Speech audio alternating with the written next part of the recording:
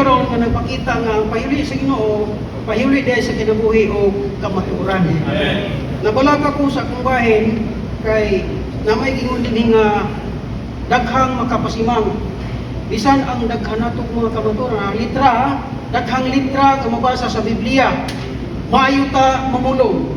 Posible nga makapalingan nato gikan sa linya sa kinabuhi. Akong kasinatian, naman tayo schedule bitaw nga service kung patay.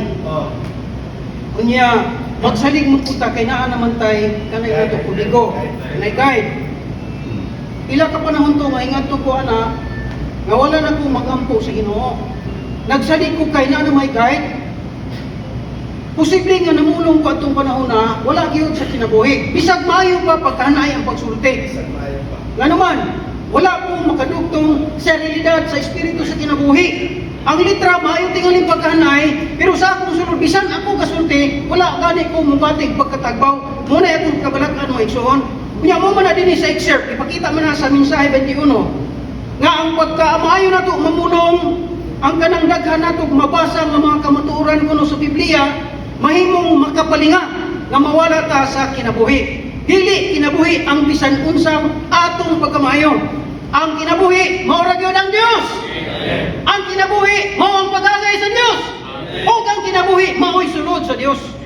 Makita ni sa basahon sa pagkaila sa kinabuhi.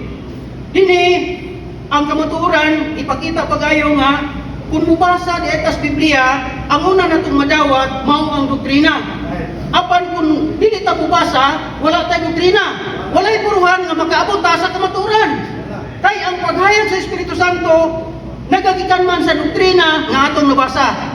Busa kung mubasa ta, dili sa nato ingon nga nanay kamatuoran na dawat nato. Doktrina pa ang atong nadawat.